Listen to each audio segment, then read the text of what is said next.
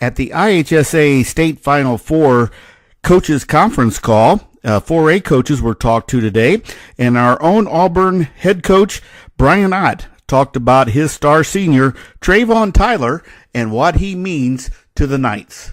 You know, the heart and soul of this team is pretty special, and he is the captain and leader of it. You know, he's got all the swagger of a guy who was on a high-flying team for the previous 2 seasons, one that, you know, everybody kind of expected to be downstate last year. And so all those guys graduate, but he's the 6th man on the team, and he's a pretty talented guy, kind of in the shadows of those other players. And despite losing all that we did, talent and experience, you know, he's the kind of kid who, that doesn't make any difference to him. He expects that we're supposed to win. He just carries that swagger with him. And then, you know, he backs it up with his play on the floor, as well as just how he quarterbacks our offense and our defense. And it was very apparent from the first day of the summer that the youngsters were all going to follow his lead. Coach Ott went on to talk about his other senior players that didn't have the experience that Trayvon Tyler did last year with that talented team from Auburn. And he tells us why they have improved so much.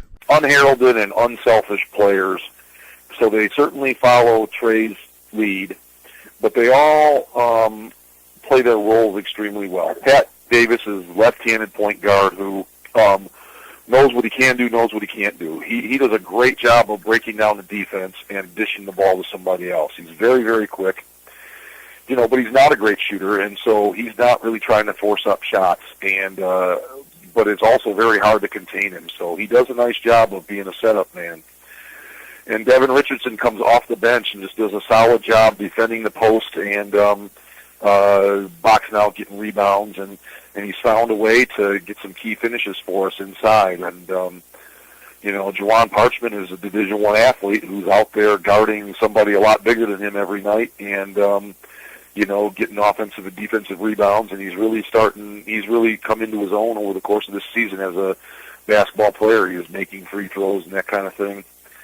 And Davion Dixon is a small shooting guard who can be deadly like he was last night, and then there's other times, you know, he's kind of a streak shooter, and other times he's been cold. But one thing he does, like the whole group does, is he just sells his body out on the defensive end. So they all contribute. You know, I guess I'm going to say something that probably sounds like a cliche to you, and I've said it to local media many times. We really are the definition of a group that you would say that the sum of the whole is much greater, much prettier than the individual parts. Coach Ott talks about the Auburn Knights and when they realize they really could win ball games and possibly go downstate this year. Losing to Boylan in the second half of the season at Boylan, after having lost to them at our place, at that point we were only a game behind them in the conference standings, and we were looking forward to tying them for a share of first place. And it was heartbreaking for our guys to lose, but their whole demeanor was, you know, we shouldn't have lost.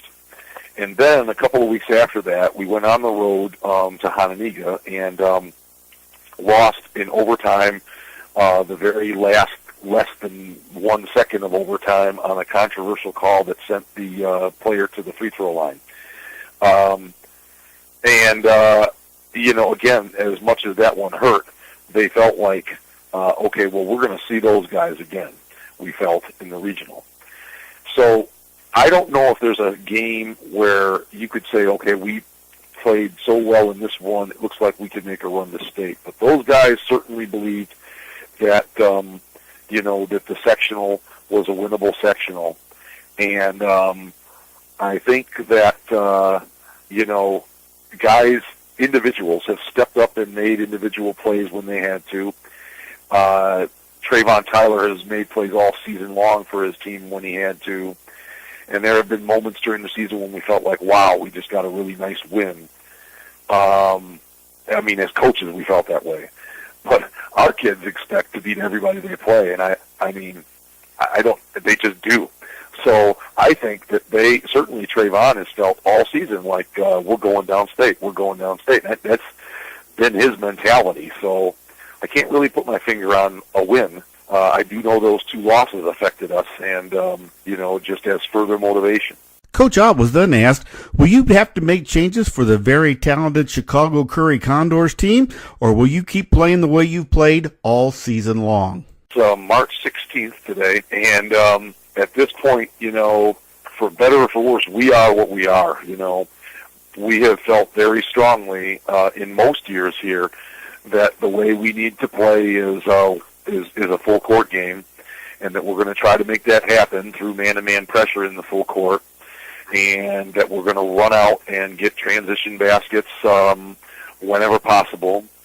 We do a really nice job, I think, of running a secondary break. So if the layup is not there in the primary break, we generally have a call for a quick hitter coming off the other side. And guys have been very good at learning not to force that. So if it's not there, then we go roll up into our motion offense. And even in that, what we're trying to do is attack. So we have sort of an attack mentality, both defensively and offensively, and one sort of feeds the other. It's really, it really is kind of our brand, if you will. It's our style of play. The guys embrace it. It's what they believe in.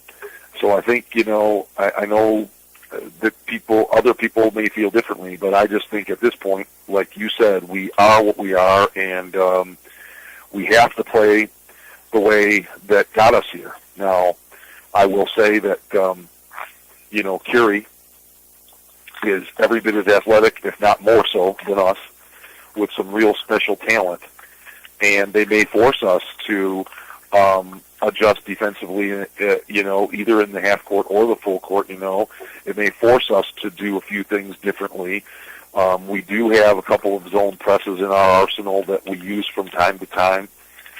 And we have not played, in the 17 years I've been here, we haven't even played 5 games total of half-court zone defense. But, we do teach a matchup 2-3 zone. We teach it in practice mostly so that we will be good zone offensive team. But it's also so that it's in our back pocket for a timeout or whatever. We haven't resorted to it at all this season, not one single possession. But, Curie may force our hand. I have an awful lot of respect for the talent on the floor, and as good as we are defensively, that there's not a kid out there that's easy to guard. I think you probably realize that. All right. Thanks, Coach. Kelly, do you have anything? So you're saying, Coach, you may go over that in practice this week, possibly? Yeah, we will just we will take a look at with everybody again today. Hey, these are the rules.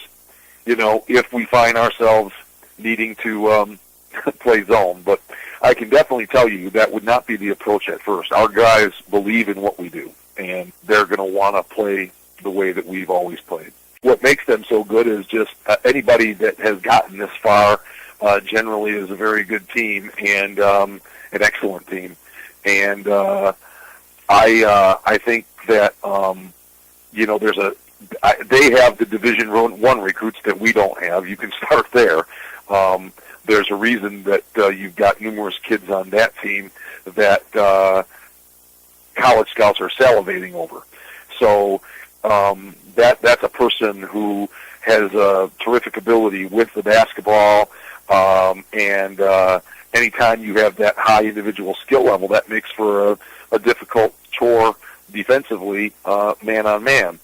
But I think our kids will rise to that challenge personally, and I know that they believe, that there's not anybody out there that they can't guard. It's not as if they haven't played that caliber of competition before. So I'm just saying that's a different chore defensively than what we have seen from anybody else all season long. And possible exception would be Indianapolis Pike way back at Thanksgiving. That's a long time ago. Auburn will play Curie Friday night at 6:30 p.m. at Carver Arena down in Peoria in the 4A semifinals. It's the second trip for the Auburn Knights since 2012 when Fred VanVleet took them there. For StatelineSportsHub.com, I'm Dave Schmidt.